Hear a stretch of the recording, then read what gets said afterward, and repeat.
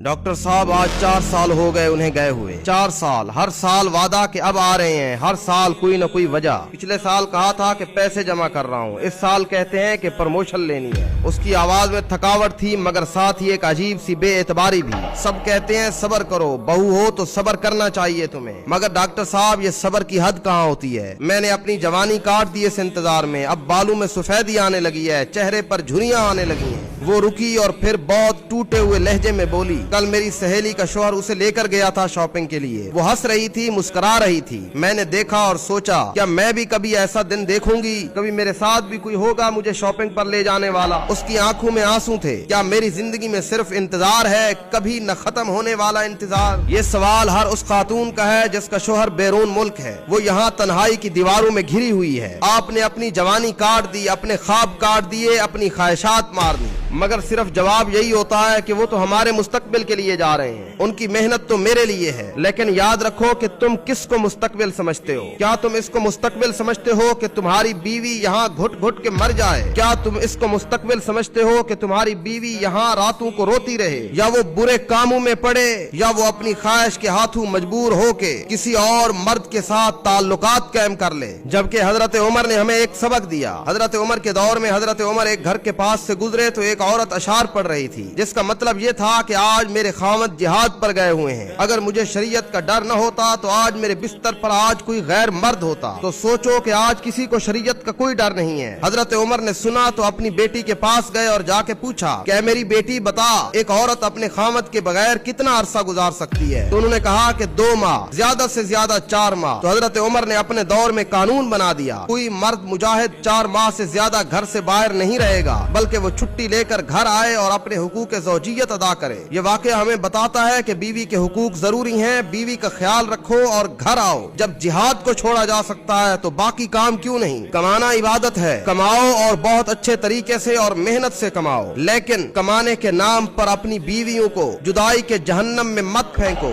और अपनी बीवी को गुनाह करने पर मजबूर मत करो। तुम नहीं जानते कि तुम्हारी बीवियां किस तकलीफ में हैं।